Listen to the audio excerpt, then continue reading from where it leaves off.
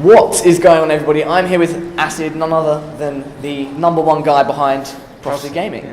How are you doing today? Yeah, I'm good. Yeah. Do you want to tell us a bit about how everything's going with the team and like how your experience at Gfinity is? Yeah, well, obviously it's a bit gutting, like not having the team here, especially when like the competition is so high. Like, and especially when your team is so strong. Yeah, like obviously I do co-own like Infuse, so in a sense, but my fault obviously is Proph, that's my mate. So obviously Gunchy's here, Epsilon, they're still through. Infuse were unlucky to go to call there, so no, it's good. Like I said, I'd love more than anything for Proph to be here, but we knew that when Madcat went, like we just knew we couldn't get the players we wanted, so we were like, it'd be better for you two to go to play for teams. Yeah, you'd as have opposed to more not play at all. Yeah, so obviously you are a pretty successful guy behind a number of a number of teams. Like, do you want to tell the audience like any tips or like getting into that side of things?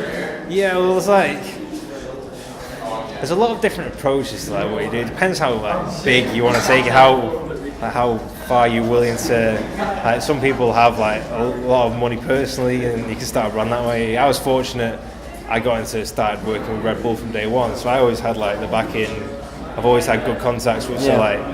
But I've done like I did a thing with Esports Nation, right, and how to like because some people they try and do it and they try and grow themselves too fast. And I've seen so many people come and go like the likes of the Apexes who've come and blown the money. I think that's been like kind of like the cancer of esports for a long time. Because I remember I used to play Counter-Strike Source competitively, and it was the same. It would be like constant roster changes, teams dissolving and coming back, and like I completely agree with what you're saying. That was the one thing that with Proph, the one thing I always wanted to do was have a stable roster. And up until like the past maybe 6 months, I have always had that core 3 players. And it came when it was actually after the last Gfinity, we were like, look, as well as we're still consistently placing high, there's still something not clicking here. So that's when we made the decision. That's when Swanee and like Jake both went.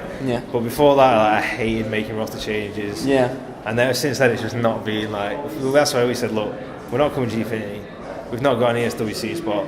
There's nothing really big. Like obviously you've got your EGL and stuff, but there's no other big events. Like, let's stop. Let's prepare for goals. And that's why like you've not really heard much from Proph. We can't. The players like the sort of players we want are in teams who are going ESWC, are in teams who are at Gfinity. So obviously I'm not even going to attempt to approach them yet, like ruin any people's chances.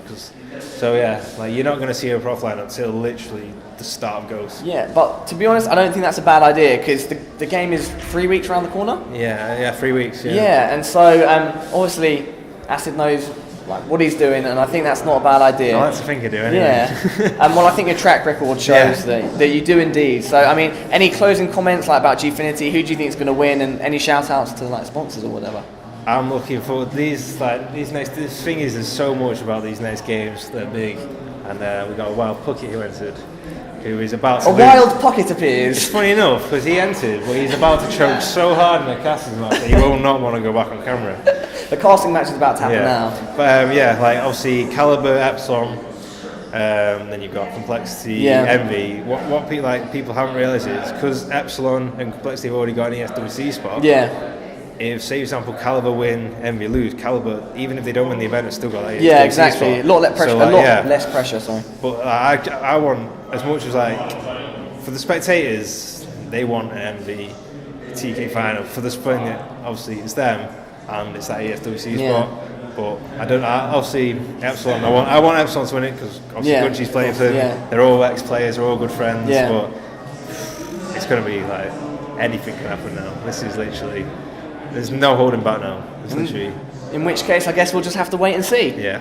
Sweet. Well, thank you so much for your time. No problem. Guys, thanks for watching. Cheers.